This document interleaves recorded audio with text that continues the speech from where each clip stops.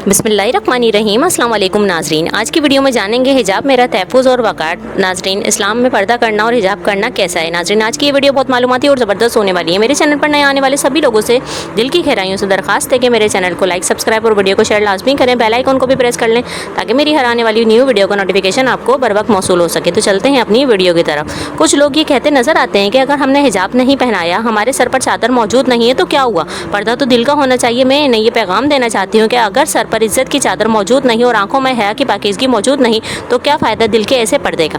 एक मुसलमान औरत हिजाब की अहमियत को अच्छी तरह से समझ सकती है। हिजाब मुसलमान औरत के लिए एक ऐसा फरीज़ा है जो वो अहकाम इलाही के तहत अदा करती है। हिजाब एक दीनी इस्लाह है और शरीयत में इसके मायने ख़वातीन के जिस्म के बाज़ हुसूल को छुपाना है।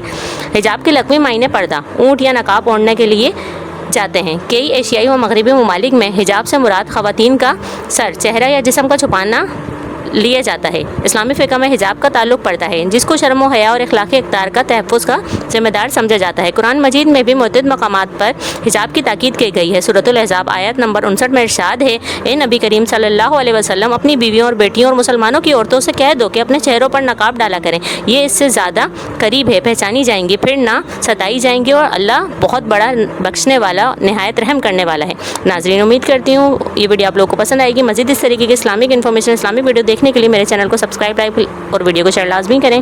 बेल आइकन को भी प्रेस कर लें ताकि मेरी हर आने वाली न्यू वीडियो का नोटिफिकेशन आपको बर वक्त मौसूल हो सके और मैं आप लोगों के लिए इसी तरीके की इस्लामिक इन्फॉर्मेशन, इस्लामिक वीडियो लाती रहूँ। जज़ाकल्लाह।